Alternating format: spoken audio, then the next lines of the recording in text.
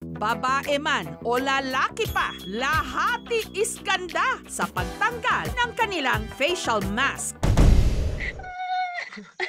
Kagaya na lang ng babaeng ito na umiiyak na sa sakit. Ilang saglit pa. Nakinay ko. Hindi lang mask niya ang natanggal.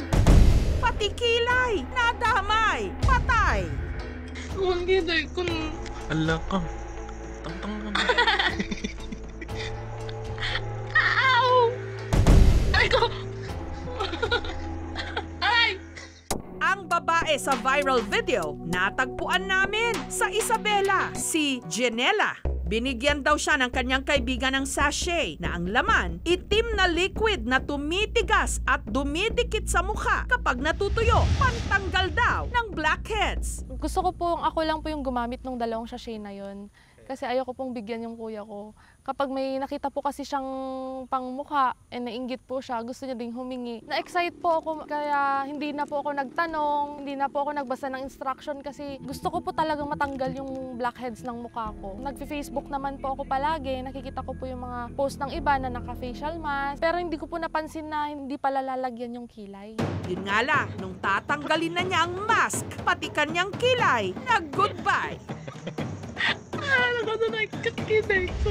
Kilay is life pa naman para kay Janela. Kaya wala siyang choice kundi ahitin na lang ito para gumanda raw ang tubo. Ngayon po, inahit ko na po siya kasi po hindi ko na po siya maayos. Para sabay-sabay po siyang tumubo. Para itago ang nangyari sa kanya, nagsusumbrero na lang si Janela tuwing lumalabas ng bahay. Wala na po akong kilay, wala na po akong buhay.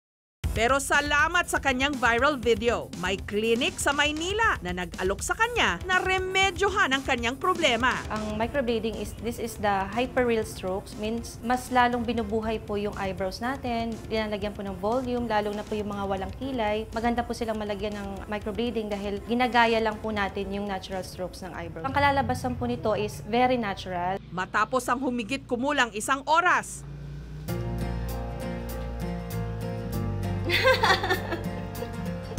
Oh, maganda na ako ulit. Thank you.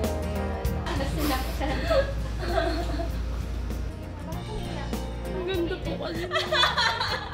Ang galing niyo po, ma'am. Thank you. Ibalik niyo na po yung magandang kilay.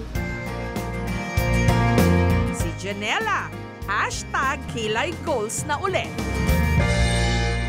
Usong-uso nga ngayon ang paggamit ng facial masks pang-detoxify o panlinis daw ng mukha o kaya naman pampakinis at pampaputi. May iba't ibang uri nito. May cream, gel, facial sheets at clay. At sa linggong ito, tila may naganap na panic buying sa isang brand ng clay mask sa mall. Putik na ginawang face mask. Ang pinipilahan kasi nila, sumikat daw matapos maging most reviewed item. Maski celebrities at beauty bloggers, sinubukan ito. Kaya naman, nagkaubusan daw. Isa sa mga makapagpapatunay daw ng healing powers nito, ang doktor na si Raquel. College pa lang daw, tad-tad na siya ng acne o pimples. Sumubok na raw siya ng iba't ibang gamot at cream sa mukha. Gumastos na rin ng 7,000 pesos kada laser session. Pero effect pa rin daw. Dati, may pinatry sa akin na para siyang set. May facial wash, may cream. Naubos ko na pero wala pa rin nangyari. Nung medyo nakaipon na ako, trinay ko naman magpa-derma. Every 2 weeks, nagpapa-derma ako. Pero wala pa rin nangyayari. Tapos may time din na nagtry ako ng laser. Parang super laki ng ginastos ko for that. Pero wala pa rin nangyari. Hanggang sumali siya sa isang make-up group sa Facebook. Usap-usapan daw dito ang isang tila naghihimalang clay mask na nakagagamot daw ng mga tigyawat. Ang clay mask gawa sa powder na kulay green, hinahaluan ng apple cider vinegar.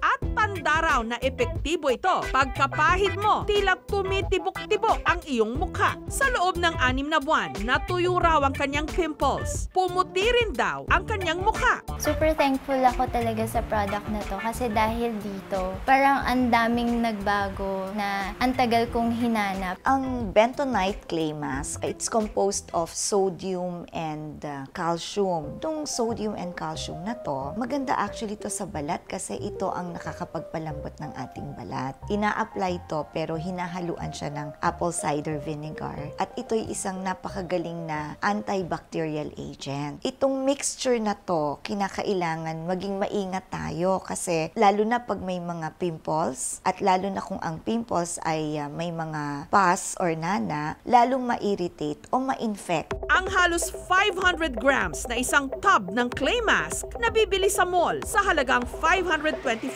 pesos. Pero tatagal naman daw ito ng 1 hanggang 2 taon. Pero ang online seller na si Miel, nagbebenta nito patingi-tingi. Yung purpose kaya ko siya nire-repack para matry ng lahat. Kasi dito, limited stocks lang, unaffordable price. Dati, 1 to 2,000 pesos ang kinikita niya rito kada buwan. Pero nung sumikat daw ito ng husto, umabot ito ng 10 to 12,000 pesos kada buwan. Yung mother ko kasi may sakit siya, then she needed money. Parang nakatulong naman yung pagbebenta ko kasi nakapagbigay naman ako sa kanya. Samantala, ang FDA o ang Food and Drug Administration patuloy na nagbibigay ng babala sa pagbili at paggamit ng anumang ipinapahid sa mukha o kahit sa ano pang parte ng katawan. Dapat po marunong ang ating mga consumers paano magbasa ng label, no? So, dapat po tignan talaga nila yung mga labels. Ang importante po doon, syempre po, kung sino po yung nagdala dito sa Pilipinas. Kailangan din po meron doon full ingredient listing. Dapat makita nila ano ba yung mga nalaman nitong mga produkto na to. So baka mamaya may lead or whatever harmful elements na nandyan. Kaya dapat talaga mag-ingat ang ating mga mamimili. Pero kung tutuusin, hindi na bago sa ating mga Pinoy ang paggamit ng mga natural na sangkap para ipahid sa ating katawan. Sa Negros Occidental nga, taon-taong ipinagdiriwang ang Mud Pack Festival kung saan binabalot nila ang kanilang buong katawan ng mambukal clay o putik. Paraan nila ito para kilalanin ang ugnayan ng tao at kalikasan. Sa bahaging ito naman ng dagat sa barangay Sinisian East, Lemery sa Batangas, pumupunta ang mga tao na may daladalang pala para hukayin ang lupa. Kapag binungkal daw kasi ito, makikitang kumukulo. Ang buhangin dito, mainit-init din, ipinapahid sa kanilang katawan sa paniniwalang nakagagamot. Dati, masakit yung mga ako. Sa ngayon, ng every 2 weeks na kami pabalik-balik, nawala siya. Mainit. Alam mo yung parang galing sa thermos, may time na hindi mo talaga makakawakan sa sobrang init. Si Richard, nakailang beses na raw naglabas-masok sa ospital dahil sa kanyang tubig sa baga. Dati ang katawan ko, hindi ako ganito, mas malaki ako. Pumayat na nga lang, pero unti-unti nang bumabalik. Yung huli ko na binibili, reseta ng doktor sa ospital 196 ang isa. Para mapabuti ang kanyang pakiramdam, araw-araw daw siyang nagja-jogging malapit sa dagat. Pagkatapos, naliligo siya at ipinapahid ang buhangin sa kanyang katawan. Para siyang hot compress na panghaplas sa mga kasukasuan natin. Simula nung gawin niya ito, di umano, malaki ang pagbabago sa kanyang kalusugan. Nakakalayo-layo na ngayon, mga 1 kilometro at kalahati, yung nalalakad ko. Hindi na ako masyadong napapagod. Para sa akin, walang problema kung gusto mong sumubok ng ganyan. Unang-una, wala namang iniinom. Pangalawa, walang binabayaran. Meron tayong tinatawag na willpower. If you believe na gagaling ka, may mga bihirang pagkakataon nangyayari siya. Ang ayaw lang namin palagi ay kinakalimutan na yung dapat gawin, yung dapat na gamot, at lahat na lang, dito na lang tayo hahawak at kakapit.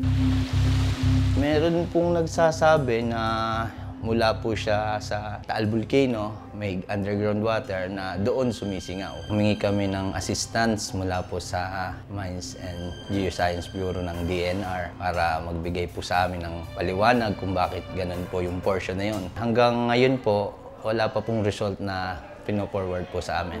Kung ang ilan ayaw ng magaspang, yung mukhang madumi o putik, sila con todo pahid. Mag-chem back lang to the young and beautiful you. Siguraduhin lang ligtas ang ginagamit na produkto para may maiharap ka pang mukha.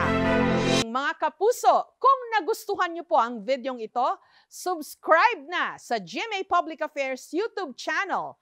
And don't forget to hit the bell button for our latest updates.